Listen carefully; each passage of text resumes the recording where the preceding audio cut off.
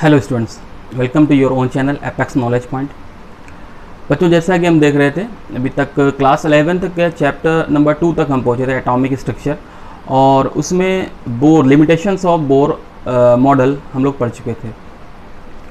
But इसी time पे आपके स्कूल्स वगैरह में और जो सिलेबस के अकॉर्डिंग आपका एक चैप्टर शुरू हो जाता है इसी वक्त में, उसको बोलते हैं ऑर्गेनिक केमिस्ट्री का, organic chemistry some basic principle and techniques. तो कुछ बच्चों की डिमांड आ रही थी कि सर इसका एक वीडियो अगर डल जाए तो बहुत ही अच्छा रहेगा, तो इसलिए मैंने इस चैप्टर को आज की टॉपिक के लिए सिलेक्ट किया है। तो हम लोग शुरू करते हैं, organic chemistry some basic principles and techniques. इस चैप्टर का पहले एक थोड़ा सा जिस ले लेते हैं, बहुत बड़ा सा लेंदी सा चैप्टर है। इस चैप्टर में 5 सेक्शंस हैं। पहले आपको ऑर्गेनिक केमिस्ट्री के इंट्रोडक्शन और उसके डिफरेंट टाइप ऑफ कंपाउंड्स जैसे alkane, alkene, alkynes, functional group और उनकी नेमिंग, IUPAC नेमिंग तक बताया जाएगा। देन उसके बाद रिएक्शन मैकेनिज्म आएगी, जिसमें कि हम लोग रिएक्शन इंटरमीडिएट्स पढ़ते हैं, carbocation, कार्बोएनायन, free radicals, नाइट्रीन, carbene etcetera. उसके बाद फिर हम लोग नेक्स्ट पे चले जाते हैं और जो एक्सपेरिमेंटल वेरिफिकेशंस होते हैं, जैसे कि जो लैब टेक्निक्स वगैरह होती हैं, किसी चीज़ को एस्टिमेट करना, estimation of sulphur, estimation of chlorine, estimation of carbon, hydrogen, oxygen, मतलब किसी कंपाउंड में कितना एलिमेंट कोई प्रेजेंट है, इस पर एक सेक्शन है इसका। उसमें डिफरेंट टाइप ऑफ मेथड्स आते हैं, जिसमें कि ड्यूमा और जेल्डाल मेथड्स होती हैं। लास्ट में आपका क्रोमेटोग्राफिक मेथड्स भी हैं। तो इस तरह से पूरा चैप्टर कंप्राइज है। बच्चों, इसमें सबसे ज़्यादा इंपॉर्टेंट है IUPAC, यानी कि IUPAC इसमें सबसे ज़्यादा इंपॉर्टेंट इसलिए है क्योंकि उसमें कंपाउंड्स को नेम देना बताया जाता है, नेमिंग करना हमको बताया जाता है। और IUPAC इसलिए भी इम्पॉर्टेंट हो जाता है क्योंकि आपके कॉम्पिटिशन्स वगैरह में, IIT JEE हो या नीट हो, वहाँ पर इसके क्वेश्चंस बहुत ही ज़्यादा पूछे जाते हैं और पूछे भी जाते हैं, और प्लस और कहीं भी उसका इस्तेमाल भी होता है। तो हम थोड़ा सा इंट्रोडक्शन में थोड़ा सा कम लाइन्स खर्च करेंगे, कम टाइम खर्च करेंगे, और हम फिर IUPAC नेमिंग में भी आ जाएंगे। और IUPAC नेमिंग में सिंपल हाइड्रोकार्बन, ब्रांच हाइड्रोकार्बन, और फिर कॉम्प्लेक्स चेन जिसमें लगी होती है उसका नेमिंग, और फंक्शनल ग्रुप की नेमिंग, और उसके बाद एलिसाइक्लिक कंपाउंड्स की नेमिंग तक हम लोग यहाँ पर पढ़ेंगे। ठीक है स्टूडेंट्स, तो शुरू करते हैं ऑर्गेनिक केमिस्ट्री का। हाँ, तो क्लास 10th में चैप्टर नंबर 4 में भी आप लोग ऑर्गेनिक केमिस्ट्री में पढ़ चुके हैं। चैप्टर नंबर 4 में आपने शायद ये ऑर्गेनिक केमिस्ट्री का थोड़ा सा इंट्रोडक्शन पढ़ा था, ये ऑर्गेनिक कंपाउंड्स होते क्या हैं और किससे मिलके बने होते हैं, कैसे बने होते हैं। तो बहुत कुछ आप लोगों ने पढ़ रखा था। एक आपने थोड़ा सा मोटा मोटा आइडिया दिया होगा भी होगा दिमाग में, फिर से मैं रिवाइज करवा देता हूँ उसको। बर्जीलियस एक साइंटिस्ट हुए, बहुत पहले से हम लोग ऑर्गेनिक केमिस्ट्री को जानते हैं, कंपाउंड्स को जानते हैं, जैसे कि मेथनोइक एसिड होता था, मेथनोइक एसिड्स, मेथनोइक एसिड्स, ये हमको इसका सोर्स एंड्स थी, चींटियाँ मेथनोइक एसिड्स के। और डिफरेंट टाइप के जो एसिड्स है, जैसे कि आपका लैक्टिक एसिड है, ये हमको मिल्क यानी दूध से मिलता था। सिट्रिक एसिड है, ये हमको जो सिट्रस फूड होते थे, खट्टे फल, सिट्रस फूड्स, उनमें मिलता था। तो ये नई कोई केमिस्ट्री नहीं है, बहुत ही पुराने टाइम से चली आ रही है। लेकिन बात ये थी कि इसका फॉर्मेशन कैसे होता है, ये कंपाउंड बनते कैसे हैं, कंपाउंड आते कैसे हैं, क्या हम इनको लैब में बना सकते हैं। तो उस वक्त एक बर्जीलियस साइंटिस्ट, बर्जीलियस हुए, उन्होंने बोला कि नहीं, ऑर्गेनिक कंपाउंड्स के फॉर्मेशन के पीछे कोई ना कोई विटाइल फोर्स है।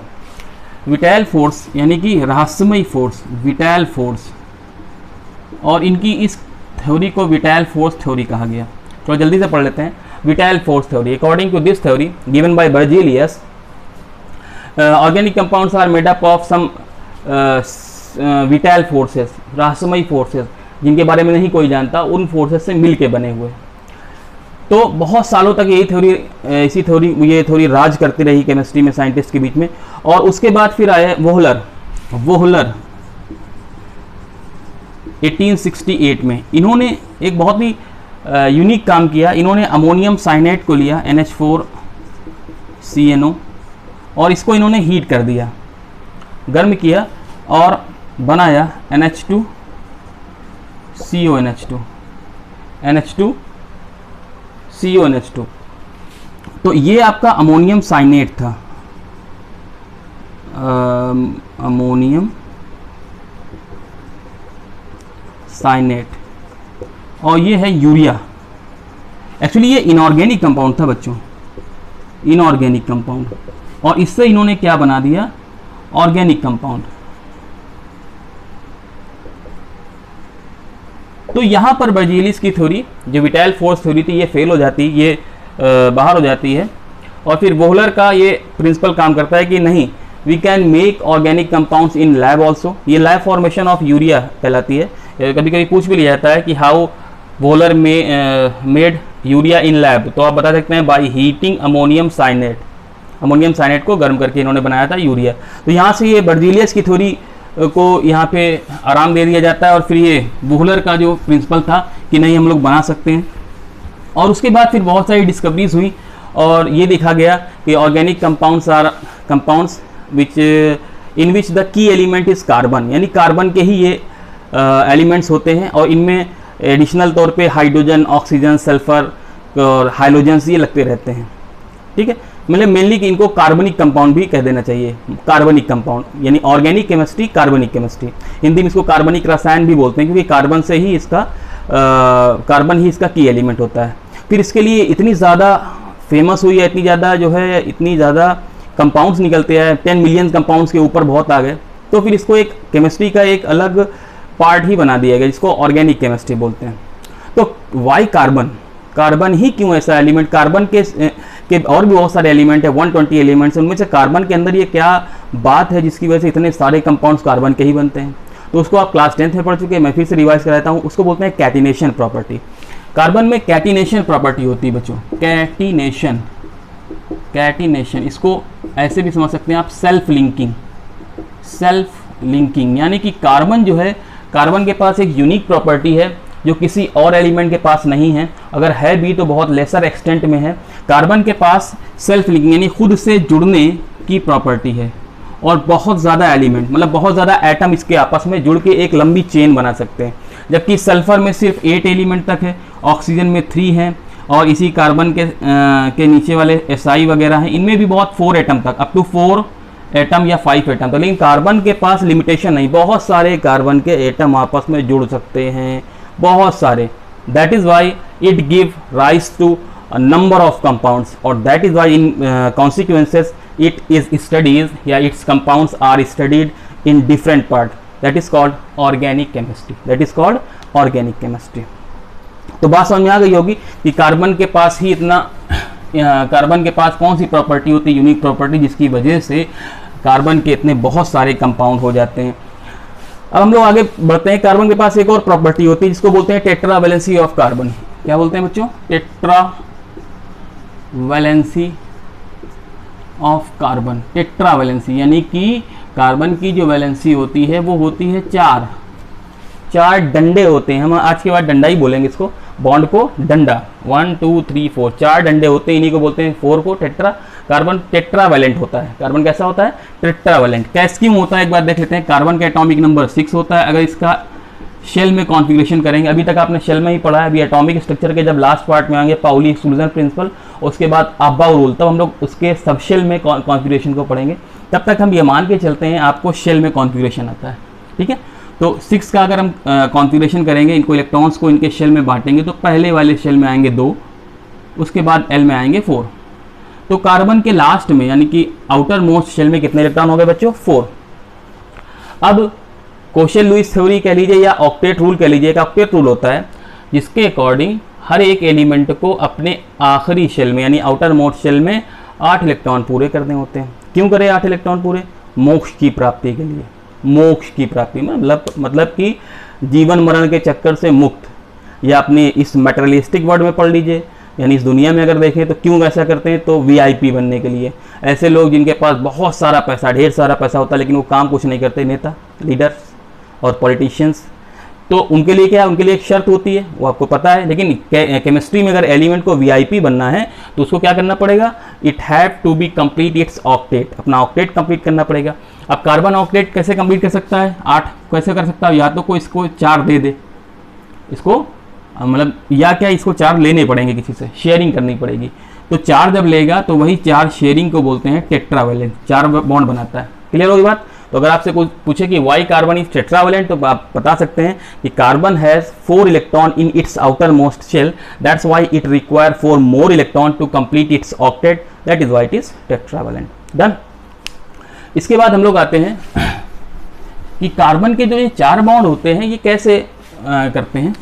तो इसको एक देख लेते हैं, कार्बन के 4 बॉन्ड। तो पहले इस टाइप से बॉन्ड होता है, ये दूसरा बॉन्ड आपका, इधर ये तीसरा होता है, और इसको थोड़ा सा ऐसे बना देते हैं, और ये वाला चौथा बॉन्ड।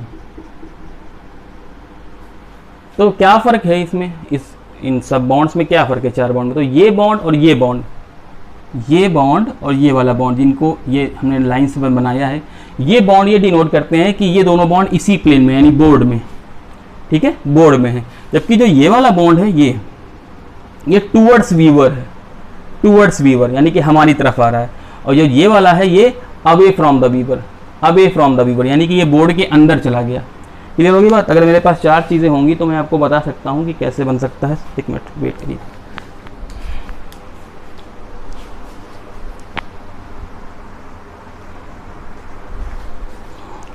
सॉरी बेटा, देखिए जैसे ये बॉन्ड जो है, जो ऊपर वाला बॉन्ड है वो ये हुआ, ये आपकी तरफ आ रहा है बॉन्ड, ये इस तरफ है मेरी तरफ, और ये यहाँ पर है।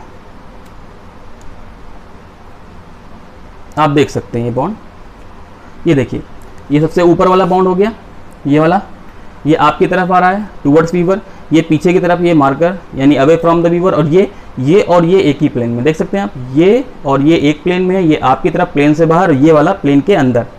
तो इसको बोलते हैं कौन सा स्ट्रक्चर, टेट्राहेड्रल स्ट्रक्चर। कौन सा स्ट्रक्चर, टेट्राहेड्रल स्ट्रक्चर। तो कार्बन जो होता है वो अपने 4 बॉन्ड्स को कैसे अरेंज करता है, टेट्राहेड्रल स्ट्रक्चर में, यानी कि यहाँ पर अगर इसको मिला दें तो इस टाइप का बॉन्ड बनता है, ठीक है। ये अगर हम CH4 को देखें, H, तो ये इस तरह से जाएगा H, और यहाँ पर ये H, तो ये टेट्राहेड्रल स्ट्रक्चर बनाता है। Carbon form tetrahedral structure in which 4 bonds are there, 2 bonds on the same plane, while 1 bond is towards weaver, while the 4th bond यानी last bond is away from the weaver, ठीक है। इसके बाद आते हैं हम लोग इसके नेक्स्ट टॉपिक में।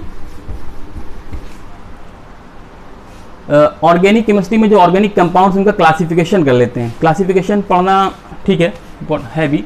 तो अगर हम बात करें ऑर्गेनिक कंपाउंड्स की,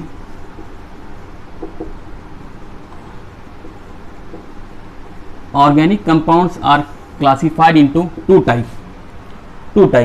First one is acyclic, and second ones are cyclic. Acyclic means compound which do not have a cycle, कोई भी रिंग नहीं होती है। जैसे कि इसमें सारे के सारे हाइड्रोकार्बन्स आ जाते हैं। अभी हाइड्रोकार्बन्स हम लोग आगे पढ़ेंगे। We have interest on hydrocarbon because हमारी जो पूरी केमिस्ट्री होगी अभी तक वो ज़्यादातर हाइड्रोकार्बन पे ही बेस्ड रहेगी। साइक्लिक वो होते हैं जिनमें कोई साइकिल हो, रिंग बनी हो। देखने कैसे, जैसे कि साइकिल। और फिर साइक्लिक के 2 पार्ट हो जाते हैं। पहले हैं आपके एलिसाइक्लिक और दूसरे हैं aromatic. Alicyclic and aromatic. Alicyclic वो होते हैं जो होते तो साइक्लिक हैं, यानी उसमें रिंग होगी, लेकिन उनके जो प्रॉपर्टीज होंगी वो एसाइक्लिक कंपाउंड से मिलती जुलती होंगी। डन। इसके फिर से 2 पार्ट हो जाते हैं, वो होते हैं होमोसाइक्लिक और हेटेरोसाइक्लिक। होमोसाइक्लिक वो जिनकी साइकिल में सिर्फ कार्बन और कार्बन प्रेजेंट है, कार्बन आइटम प्रेजेंट हो। जैसे कि ये देखिए यहाँ पे कार्बन कार्बन कार्बन, ठीक है, यहाँ पर 3 कार्बन यानी साइक्लोप्रोपेन है। हेटेरोसाइक्लिक वो होंगे जिनमें कि कार्बन के अलावा कोई प्रेजेंट हो, जैसे ये देखिए, ठीक है। इसमें आप देखिए यहाँ पे कार्बन कार्बन, जहाँ पे कॉर्नर से वहाँ पर बच्चों कार्बन होंगे, और ये ऑक्सीजन आइटम तो दिख ही रहा है आपको, ठीक है। तो इसका नाम हो जाएगा टेट्राहाइड्रोफ्यूरॉन। अभी फिलहाल आपको सिर्फ इतना ही नाम याद रखना है, ठीक है। इसको आगे हम बाद में और अच्छी तरह पढ़ेंगे। एरोमेटिक के फिर 2 टाइप हो जाते हैं, बेंजोनॉइड और नॉन बेंजोनॉइड। बेंजोनॉइड और नॉन, इसकी स्पेलिंग यही बेंजोनॉइड की तरह होगी। एरोमेटिक के 2 पार्ट, बेंजोनॉइड और नॉन बेंजोनॉइड। बेंजोनॉइड वो होते हैं जो बेंजीन रिंग के सब्स्टिट्यूएंट्स होते हैं। ये बेंजीन रिंग होती है 6 मेंबर्ड, ठीक है, ये बेंजीन रिंग आपको दिख रही होगी, बेंजोनाइड। और नॉन बेंजोनाइड वो होते हैं जिनमें कि बेंजीन रिंग के अलावा यानी कार्बन के अलावा कोई, ऐसे ये देख लीजिए आप, सॉरी ये इसको, ये आप जानते ही ये बेंजीन है और इसको पिरिडीन बोलते हैं। ठीक है, एक बार फिर से देख लेते हैं। Organic compounds are classified into two part, acyclic and cyclic. Acyclic compounds वो होते हैं जिनमें कि एक ओपन चेन होती है, जैसे हम दिखा भी दे रहे हैं आपको, जैसे ये लिखे CH3 CH2 CH3, ये आपको दिख रही होगी, ओपन चेन स्ट्रक्चर है, प्रोपेन। दूसरे होते हैं साइक्लिक। साइक्लिक कंपाउंड्स वो होते हैं जिनमें कि रिंग होती है। फिर इनको कैटेगराइज करते हैं दो पार्ट में, एलिसाइक्लिक और एरोमेटिक। जो एलिसाइक्लिक होते हैं वो फिर से दो पार्ट में उसको हम कैटेगराइज कर सकते हैं, होमोसाइक्लिक और हेटेरोसाइक्लिक। होमोसाइक्लिक वो होते हैं जिनकी रिंग में सिर्फ कार्बन कार्बन एटम हो, कार्बन के अलावा कोई भी एटम ना हो। हेटेरोसाइक्लिक वो होते हैं जिनकी रिंग में कार्बन के अलावा भी कोई एटम हो, जैसे कि यहाँ पर ऑक्सीजन एटम है तो इसका नाम हो गया टेट्राहाइड्रोफ्यूरॉन। नाम से कोई मतलब नहीं, बाद में आपको आ जाएंगे, फिलहाल ये समझिए इतना कि इसकी रिंग में कार्बन के अलावा भी एटम है, उसको बोल रहे हैं हम लोग कौन सा एटम है, ऑक्सीजन एटम। एरोमेटिक कंपाउंड क्या होते हैं? एरोमेटिक कंपाउंड क्या होते हैं, मेनली आपको बता दें, ऐसे कंपाउंड जिनमें एक स्पेशल टाइप की स्मेल आती है, एरोमा आती है, that's why they are called aromatic compound. इसमें एक अलग टाइप की खुशबू या बदबू या कोई भी सुगंध या दुर्गंध, गंध आती है, गंध, उनको बोलते हैं एरोमेटिक कंपाउंड। एरोमेटिक दो टाइप के होते हैं, बेंजोनॉइड, नॉन बेंजोनॉइड। जिसमें बेंजीन रिंग हो उनको बेंजोनॉइड बोलेंगे, जिन्हें बेंजीन रिंग ना हो उनको नॉन बेंजोनॉइड बोलेंगे। डन हो गई बात। तो ये था ऑर्गेनिक कंपाउंड्स का क्लासिफिकेशन। इसके बाद आते हैं, पढ़ते हैं कौन कौन से कंपाउंड्स हमको पढ़ने हैं। तो बच्चों आपने क्लास 10th में हाइड्रोकार्बन्स पढ़ लिए होंगे, तो हाइड्रोकार्बन पे बहुत ज़्यादा जोर ना देते हुए हम सिर्फ उसके फॉर्मूले ही पढ़ेंगे। हाइड्रोकार्बन यानी कि हम लोग पढ़ेंगे एसाइक्लिक कंपाउंड्स। तो हाइड्रोकार्बन्स वो होते हैं जिनमें सिर्फ और सिर्फ हाइड्रोजन और कार्बन होते हैं। आपको ने बताया था अभी कार्बन हैज़ 4 वैलेंसी, यानी कि कार्बन इज टेट्रावैलेंट। तो वो कंपाउंड जिसमें कार्बन अपनी चारों वैलेंसी सिर्फ हाइड्रोजन से सेटिस्फाई करता हो, सिर्फ हाइड्रोजन से सेटिस्फाई करता हो, यानी इसमें कार्बन और हाइड्रोजन के अलावा कोई भी एलिमेंट ना हो, उनको बोलते हैं हाइड्रोकार्बन। ठीक है, हाइड्रोकार्बन 3 टाइप के होते हैं। पहला होता है आपका एल्केन, दूसरी होती हैं एल्कीन, तीसरे होते हैं alkyne. Based upon their number of hydrogen atom they are कटेंगे, इनका जनरल फॉर्मूला हो जाएगा CnH2n+2, इसका जनरल फॉर्मूला हो जाएगा CnH2n, इनका हो जाएगा CnH2n-2। ठीक है, अच्छा, इसमें कार्बन और कार्बन के बीच में सिंगल बॉन्ड होता है, कार्बन कार्बन के बीच में सिंगल बॉन्ड, इसमें कार्बन और कार्बन के बीच में डबल बॉन्ड। ठीक है, और इसमें कार्बन कार्बन के बीच में ट्रिपल बॉन्ड होता है। तो आपको ये बात रखनी है, अगर सिंगल बॉन्ड हो तो एन होता है, डबल बॉन्ड हो तो ईन होता है, ट्रिपल बॉन्ड हो तो आइन होता है। इनका जनरल फॉर्मूला भी याद करिएगा। अच्छा, एल्क क्या होता है? एल्क, तो एल्क किसी भी चीज़ के रूट को बोलते हैं। एल्क दिख रहा है, सब में एल्क दिख रहा है। देखिए ये सभी एल्क से बने हैं, और ये सारे कंपाउंड एक बार दिखा रही है, जो इधर टेबल बनी है, जितने भी ऑर्गेनिक कंपाउंड्स होते हैं, जितने भी, वो सभी एल्केन से बने होते हैं। They are alkane derivative, mostly they are alkane derivative, यानी सभी एल्केन से बनेंगे। तो हमको एल्क समझना जरूरी है। तो एल्क आप इसको मिटा देते हैं, ध्यान रखिएगा इनके जनरल फॉर्मूले और बॉन्ड। अच्छा, एक और बात, एल्केन देखिए, सपोज इसका फॉर्मूला ये है, तो अगर इस पे रखें, अगर एक कार्बन के एल्केन का नाम क्या होगा, तो C1H4 हो जाएगा, C1H4। इसका नाम होगा मेथेन। क्या नाम हो जाएगा बच्चों? मेथेन। C2 तो H कितना आएंगे? 6 आएंगे, इसका नाम हो जाएगा ईथेन। ठीक है, क्या नाम हो जाएगा? ईथेन। C3H8, इसका नाम हो जाएगा प्रोपेन।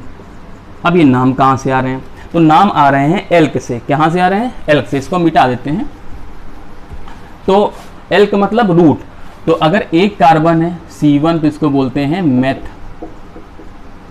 2 कार्बन है तो क्या बोलेंगे बच्चों? पता है आपको? एथ। 3 है तो क्या बोलेंगे इसको? प्रोप। 4 कार्बन है तो इसको बोलेंगे ब्यूट। 5 कार्बन तो बोलेंगे पेंट। 6 कार्बन है तो बोलेंगे हेक्स। 7 कार्बन है तो बोलेंगे हेप्ट। 8 कार्बन है तो बोलेंगे ऑक्ट। 9 कार्बन है तो बोलेंगे नॉन, और 10 कार्बन है तो बोलेंगे डेक। तो ये हो गई आपकी एल्क। क्या हो गया बच्चों? इसको ध्यान रखिएगा, एल्क या रूट, एल्क या रूट बोलते हैं। ठीक है, तो C1CH4 मीथेन कहाँ से आया, तो मेथ यहाँ पर और एन ये लगा, क्योंकि इसमें सिंगल बॉन्ड है। हमें कैसे जाना कि इसमें सिंगल बॉन्ड है, क्योंकि ये इस फॉर्मूले को बिलोंग करता था जो भी हमने लिखा था CnH2n+2, आप ये देख लीजिए, ठीक है। C2H6 ये भी इसी फॉर्मूले पे है, कितने कार्बन है 2, और 2 2 4 + 2 कितने हुए 6, तो इसका नाम हो जाएगा क्या, इथेन, ठीक है। इसी तरह तो ये रूट है, ये इनके नाम है। तो एल्केन, एल्कीन, एल्काइन, एक और ग्रुप आपको याद रखना है जो नेमिंग में हमको बहुत हेल्प करेगा, वो है एल्किल ग्रुप। कौन सा, एल्किल, एल्किल ग्रुप। इसको आर से डिनोट करते हैं बच्चों, किससे, आर से। जब भी एल्केन से डेरिवेटिव बनाते हैं, यानी एल्केन से उसका डेरिवेटिव बनाते हैं, कोई भी कंपाउंड बनता है, तो एल्केन से हाइड्रोजन निकाल देते हैं, तो जो बचता है उसको बोलते हैं आर। जैसे यहाँ पर क्या है देखो, CH4 है, क्या है, CH4, इससे एक H आप निकाल दीजिए, एक H निकाल दीजिए, तो क्या बचेगा, CH3, और एक इसका बॉन्ड खुल जाएगा, ओपन हो जाएगा। अब यहाँ पर कोई भी आके लग सकता है और नई प्रॉपर्टीज की बन जाएंगी, नया कंपाउंड बन जाएगा। तो इसको बोलेंगे, क्योंकि मेथेन से बना है तो इसको बोलेंगे मेथिल। क्या बोलेंगे बच्चों, मेथिल। अच्छा, ये C2H6 है, इससे जब हाइड्रोजन निकाल लेंगे तो क्या बचेगा, कितने हाइड्रोजन बचेंगे, 5, तो C2H5, इसको बोलेंगे एथिल। ये C3H8 है, इससे जब हाइड्रोजन निकाल देंगे तो ये बचेगा C3H7, इसको बोलेंगे प्रोपिल, ठीक है। इसी तरह से आगे आएगा C4H9, क्या हो जाएगा, आप बताइए, ब्यूटिल या ब्यूटाइल, कुछ लोग ब्यूटिल बोलते हैं, कुछ लोग ब्यूटाइल बोलते हैं, प्रोपिल या प्रोपाइल। इसी तरह पेंटाइल, फिर हेक्साइल, फिर हेप्टाइल, इस तरह से आते जाएंगे। आपको मेनली आपको ये 3 चीज़ें याद रखनी है, क्योंकि ये साइड चेन में आएंगे, हम लोग नेमिंग करने जा रहे होंगे तो ये साइड चेन में आएंगे, ठीक है। तो ये आर है। आइए अब आगे आते हैं, सीधा बहुत दूर तक नहीं जाते, नेमिंग शुरू करते हैं इसकी IUPAC, ठीक है। तो नेमिंग शुरू करने से पहले देखते हैं कौन सी नेम है, IUPAC, IUPAC। एक्चुअली होता क्या है, जैसे हम लोग अपने यहाँ प्याज को प्याज बोलते हैं, महाराष्ट्र चले जाइए तो वहाँ शायद है कि कांदा बोलते हैं, या कहीं और प्याज का कुछ और नाम होगा। तो इसी तरह कंपाउंड्स का भी नाम बहुत जगह अलग अलग ना हो जाए, ताकि उन बुक्स जो लिखी जाती हैं उनमें अलग अलग नाम ना आ जाए। इसलिए एक ऑर्गेनाइजेशन है जिसने ये कहा कि पूरे वर्ल्ड वाइड किसी भी कंपाउंड का एक ही नाम एक्सेप्टेबल होगा, एक ही नाम एक्सेप्ट किया जाएगा, वो नाम हम देंगे, यानी IUPAC देगी। तो IUPAC stand for international union for pure and applied chemist, ठीक है, pure and applied chemistry, international union for pure and applied chemistry. यानी ये एक ऐसी संस्था है, कि ये ऐसा काउंसिल है जो कि वर्ल्ड वाइड केमिस्ट्री के जो कंपाउंड्स होते हैं उनके नाम देती है, और बहुत सारे काम है, लेकिन ये जो किसी कंपाउंड का नाम दे देगी, वही कंपाउंड ही उस कंपाउंड का वही नाम पूरी वर्ल्ड में जाना जाएगा, ठीक है। तो इसकी नेमिंग करने की एक बात होती है। तो नेमिंग करने के पहले हम लोग देखते हैं, सपोज करिए आपके पास एक ये छोटा सा कंपाउंड है CH3CH3, तो ध्यान दीजिएगा ये इसका कंडेंस फॉर्मूला है, कंडेंस्ड फॉर्मूला। इसका अगर ओपन चेन स्ट्रक्चर कोई आपसे पूछे तो इसके सारे बॉन्ड खोल दीजिए। कार्बन के पास 4 डंडे होते हैं, हमने बताया था आपको, चारों डंडे खोल दीजिए। तो इसके ऐसे करके खोल दीजिए, और सब में हाइड्रोजन चूंकि लगी है तो लग जाएगा। कहीं पर डबल बॉन्ड है तो उसको भी शो करिएगा। ये इसका कौन सा स्ट्रक्चर हुआ, ये इसका स्ट्रक्चर हुआ open chain structure, open chain structure. और एक और होता है बॉन्ड लाइन स्ट्रक्चर। इसका बॉन्ड लाइन स्ट्रक्चर क्या होगा, ये इस कंपाउंड का बॉन्ड लाइन स्ट्रक्चर क्या होगा, ये। डन।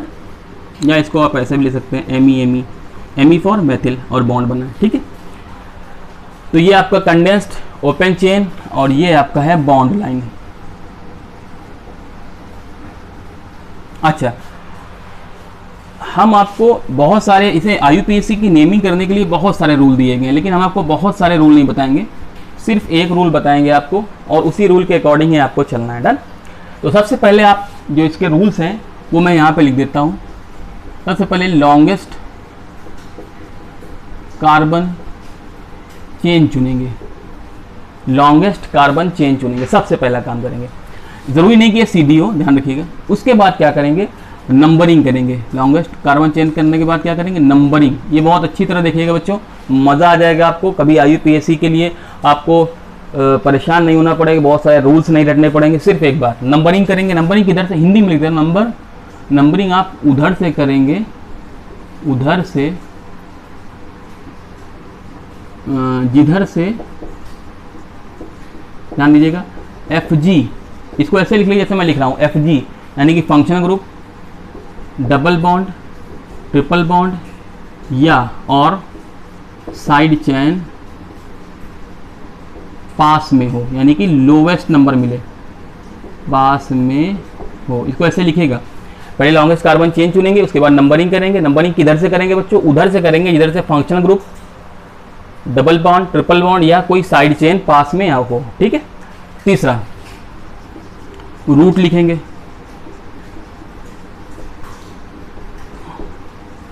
रूट लिखेंगे, रूट अभी देखा था आपने, एल्क, C1 के लिए मेथ, C2 के लिए एथ, फिर प्रो, ब्यूट, इस तरह से। तीसरा क्या करेंगे, एन, इन या आइन लगाएंगे। फिफ्थ नंबर क्या, FG का, FG मतलब बोले तो फंक्शनल ग्रुप, FG का लोकेंट लगाएंगे। लोकेंट मतलब नंबरिंग करने पे फंक्शनल ग्रुप जहां पर आ रहा है वो उसका लोकेंट कहलाएगा, लोकेंट लगाएंगे। डन। 6 नंबर, अब जो साइड चेन होंगे उनको देखेंगे। साइड चेन फंक्शनल ग्रुप का लोकेंट लगाएंगे, उसके बाद फंक्शनल ग्रुप का सफिक्स लगा देंगे, फंक्शनल ग्रुप का सफिक्स लगाएंगे। फिर 7वें नंबर पे क्या करेंगे, तो 7वें नंबर पे जो साइड चेन है आपका, साइड चेन जिनको कि आप नंबरिंग नहीं दे पाए, ठीक है, जिनके कार्बन को नंबर नहीं दे पाए वो साइड चेन कहलाएंगे। ठीक है। साइड चेन को का लोकेंट लगाएंगे। लोकेंट मतलब जिस जगह पे साइड चेन आ रही है। और 8वां नंबर, साइड चेन का प्रीफिक्स लगा देंगे। क्या लगा देंगे, साइड चेन का प्रीफिक्स। ये कुछ 8 बेसिक रूल हैं, इनको अगर आपको सिर्फ दिमाग में रखने हैं और उसके बाद आपकी नेमिंग शुरू, नेमिंग बहुत आसानी से हो जाएगी। ठीक है। एग्जाम्पल करके देखते हैं। सपोज करिए यहाँ पे एक कंपाउंड लेते हैं हम लोग, ये आपका है CH3, CH2, CH3। ठीक है। यहाँ पर लगा दिया हमने एक CH3। ये हम सिंपल हाइड्रोकार्बन से शुरू करते हैं। इसका नाम क्या होगा, सबसे पहले आप देखिए कि लॉन्गेस्ट कार्बन चेन चुनेंगे। लॉन्गेस्ट कार्बन चेन वो चुनते हैं जो सबसे लंबी हो, और ज़रूरी नहीं कि वो सीधी हो, आपको मुड़ना पड़ जाए तो भी मुड़ सकते हैं। सबसे लॉन्गेस्ट कार्बन चेन आप ये भी ले सकते हैं 1 2 3 4, या फिर 1 2 3 4, या फिर 1 2 3 4, कहीं से भी लीजिए 4 ही कार्बन आएंगे। तो 1 हमने ये लिया, 1 2 3 4 पहला रूल हो गया। लॉन्गेस्ट कार्बन चेन को हमने सेलेक्ट कर लिया। सेलेक्ट, पहला रूल क्या था, सेलेक्ट लॉन्गेस्ट कार्बन चेन, हमने लॉन्गेस्ट कार्बन चेन सेलेक्ट कर लिया। दूसरा नंबर क्या, नंबरिंग उधर से करिए, इधर से functional group, double bond, triple bond या साइड चेन पास में। तो यहाँ पर कोई फंक्शनल ग्रुप है नहीं। फंक्शनल ग्रुप ये होते हैं, ठीक है, आपको दिखा दें, ये COOH है, कार्बोक्सिलिक एसिड है, या बचपन में आप पढ़ चुके हैं। COOR है, ठीक है, R मतलब वही पढ़ा था हमने, एल्किल वगैरह थे। ये आपका है एस्टर, ठीक है, ये आपका है एसिड हैलाइड, ये amide, nitrile, isonitrile, aldehyde, ketone, alcohol, thio alcohol, amine, ether, hydrogen compound, alkyl halide, और ये नाइट्रो कंपाउंड। ये सभी क्या हैं, ये सभी हैं आपके फंक्शनल ग्रुप। तो ये तो कोई नहीं लगे ना यहाँ पर कोई नहीं है, यानी अगर फंक्शनल ग्रुप नहीं है तो उसके बाद फिर क्या, डबल बॉन्ड रखेंगे। डबल बॉन्ड आ रहा है इसमें, कहीं पर नहीं आ रहा है। ट्रिपल बॉन्ड आ रहा है, नहीं आ रहा है। अब साइड चेन कोई आ रही है, हाँ आ रही है। अच्छा, नंबरिंग अब किधर से करेंगे आप, इधर से साइड चेन, यानी कि इसको हमने लॉन्गेस्ट कार्बन चेन में नहीं ले पाए तो नंबरिंग हम इधर से ही करेंगे। तो ये 1 2 3 4 हो गए, 4 कार्बन तक। 2 पे क्या आ रहा है, 2 पे आ रहा है आपका मेथिल। 2 पे क्या आ रहा है, मेथिल।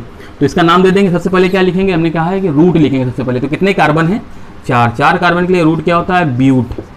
ठीक है, क्या होता है, ब्यूट। अब फिर क्या है, एन, इन या आइन लगाएंगे। तो लगा दीजिए, क्या सिंगल बॉन्ड आ रहे हैं ना सब में। अगर एन किसके लिए, सिंगल बॉन्ड के लिए, इन डबल बॉन्ड के लिए, और आइन किसके लिए, ट्रिपल बॉन्ड के लिए। ठीक है, तो क्या आ रहा है, सिंगल बॉन्ड आ रहा है, तो सिंगल बॉन्ड के लिए क्या लगा देंगे, एन, ब्यूटेन। उसके बाद क्या है, फंक्शनल ग्रुप का लोकेंट लगाएंगे। कोई फंक्शनल ग्रुप नहीं बच्चों, यहाँ पर है कोई फंक्शनल ग्रुप नहीं है, यानी कि इसमें कोई फंक्शनल ग्रुप का लोकेंट यहाँ पर नहीं लगेगा। फिर क्या है, फंक्शनल ग्रुप का सफिक्स लगाएंगे, तो कोई सफिक्स भी नहीं लगेगा।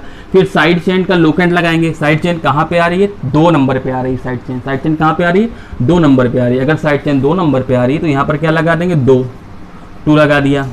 यहाँ पर क्या लगा दिया, 2। ठीक है, और इसको क्या बोलते हैं साइड चेन, क्या है ये, तो ये एल्किल है। हमने बताया था एक कार्बन की एल्किल का नाम मेथिल होता है, तो यहाँ पर मेथिल लिख देंगे। ये बात ध्यान रखना है आपको IUPAC नेमिंग देने में कि नंबर और लेटर, यानी ये नंबर है डिजिट है और नंबर और जो लेटर आएगा उसके बीच में हाइफन लगता है, तो 2 मेथिल और फिर क्या हो गया आपका ब्यूटेन, 2 मेथिल ब्यूटेन। धन्यवाद।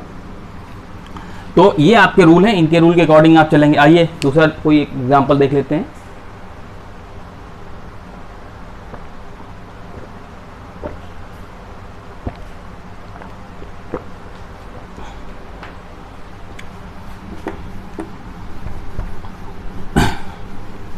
दूसरा एग्जांपल लेते हैं, यहां आपको दिख रहा होगा।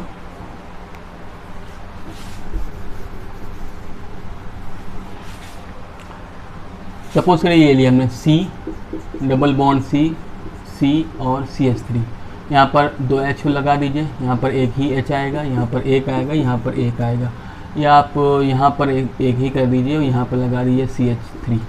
इसकी नेमिंग हमको करनी है, ये कंपाउंड हमारे पास। तो लॉन्गेस्ट कार्बन चेन क्या हो जाएगी, सीधी सी बात है, ये हो जाएगी लॉन्गेस्ट कार्बन चेन। नंबरिंग किधर से करेंगे, नंबरिंग उस तरफ से करेंगे जिधर से कोई साइड चेन पास में आ रही हो, तो इधर से ही करेंगे क्योंकि ये साइड चेन यहाँ पर है, इसको हम लोग लॉन्गेस्ट कार्बन चेन में नहीं ले पाए हैं। ठीक है, तो ये 1 2 3 4 5। उसके बाद क्या करेंगे, नंबरिंग कर दी हमने।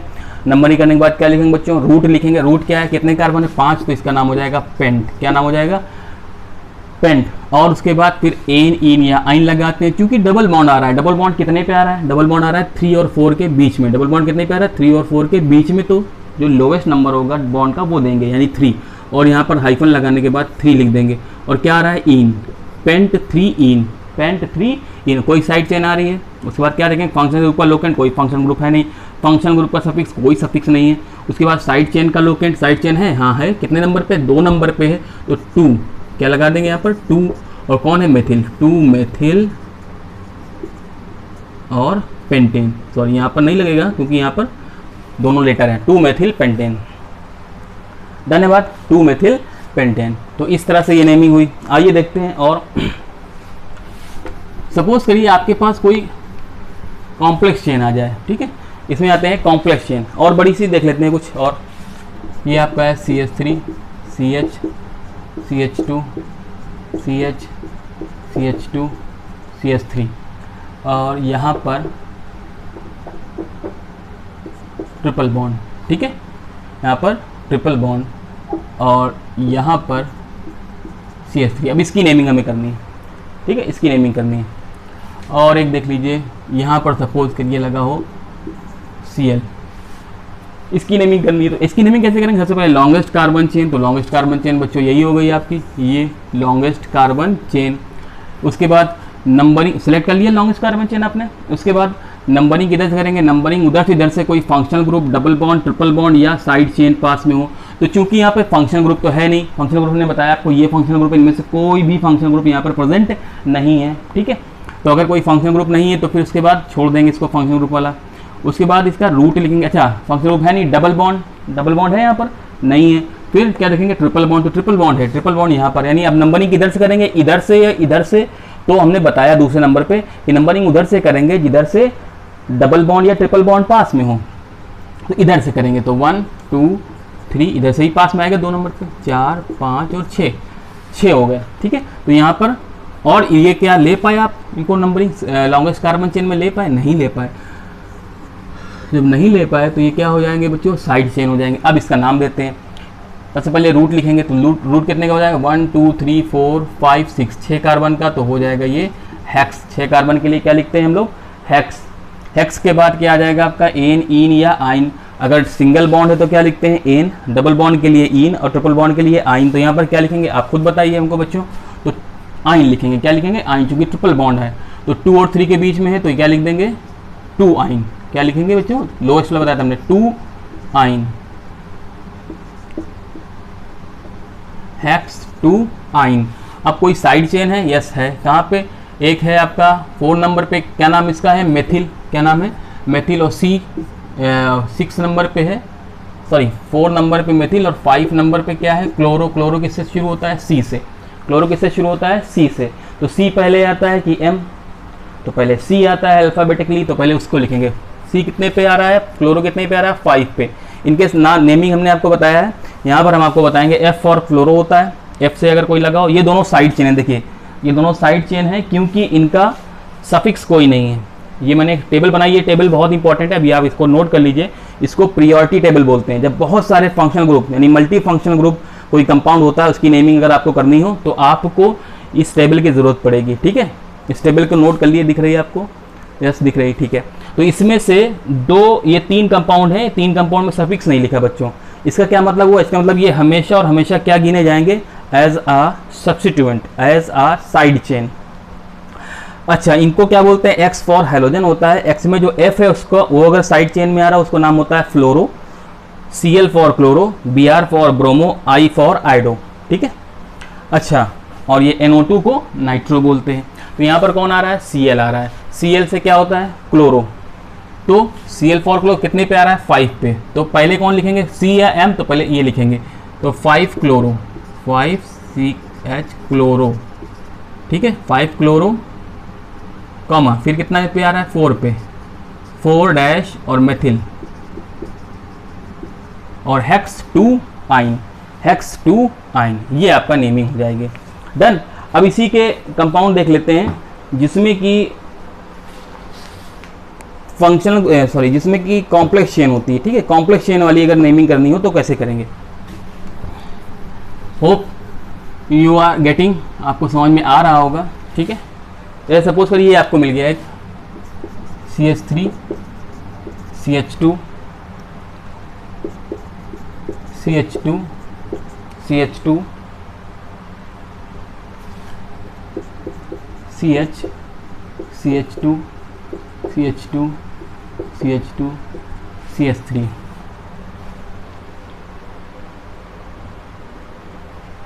वन 2 3 4 5 6 7 8 CH पे क्या आएगा, 1 2 CH3 CH2 CH2 CH2 CH CH2 CH2 CH3, CH के बाद CH2 CH2, मान लीजिए ये कंपाउंड है। और उसके बाद यहाँ पर है आपका CH2 C CH3, ये है आपका CH2 C, यहाँ पर CH3, यहाँ पर CH3 और एक नीचे पर भी CH3। ठीक है, इसकी नेमिंग हमको करनी है। आपको दिख रहा होगा कंपाउंड, यस। तो सबसे पहले हमारा काम क्या होगा, लॉन्गेस्ट कार्बन चेन। तो लॉन्गेस्ट कार्बन चेन हम ले सकते हैं 1 2 3 4 5 6 7 8, 1 2 3 4 5 6 7, 1 2 3 4 5 6 7 8, ऐसे लिख सकते हैं 1 2 3 4 5 6 7 8। ठीक है, तो यहाँ पर हमारा एक लंबा सा चेन मिल जाएगा। ठीक है, या फिर और यहाँ पे गिरना है 1 2 3 4 5 6 7 8, यहाँ पे 8 नहीं करते, यहाँ पे सपोज करिए एक और है CH2 CH3। अब क्या होगा, अब हमको लॉन्गेस्ट कार्बन चेन सीधी लेनी पड़ेगी। क्यों, क्योंकि 1 2 3 4 5 6 7 8 मिल रहे हैं ऐसे जाने पे, और 1 2 3 4 5 6 7 8 9 मिल रहे हैं ऐसे जाने में। तो लॉन्गेस्ट कार्बन चेन हमारी ये हो जाएगी। ठीक है, ये लॉन्गेस्ट कार्बन चेन हो गई। अब अगर ये लॉन्गेस्ट कार्बन चेन हो गई तो ये क्या हुआ बच्चों, इसको लॉन्गेस्ट कार्बन चेन में हम लोग नहीं ले पाए, तो ये क्या हो गया, ये हो गया आपका सब्स्टिट्यूएंट यानी कि साइड चेन। क्या हो गया, साइड चेन। अगर हम लोग पहले जैसे हम कर रहे थे, पहले 8 हटा रहे थे, तो फिर हम लोग यही नंबरिंग करते इसी से 1 2 3 4 5 6 7 8, अगर ये वाला नहीं होता। ठीक है, लेकिन अब चूंकि वो मिल गया हमको, लॉन्गेस्ट कार्बन चेन है, लंबी कार्बन चेन है, सबसे ज़्यादा मोर नंबर ऑफ कार्बन आइटम, तो हमको वही वाली चेन लेनी पड़ेगी। अब ये साइड चेन हो गई। साइड चेन हमने अभी तक ज़्यादातर ये देखी है CH3, यहाँ पे आपको दिख नहीं रहा होगा, यहाँ पे CH3 देखिए जिसको मेथिल बोलते हैं, या फिर C2H5 देखा जिसको एथिल बोलते हैं, या फिर C3H7 देखा जिसको हम लोग प्रोपिल बोलते हैं। इसके अलावा ये साइड चेन आ गई। तो साइड चेन जब इस तरह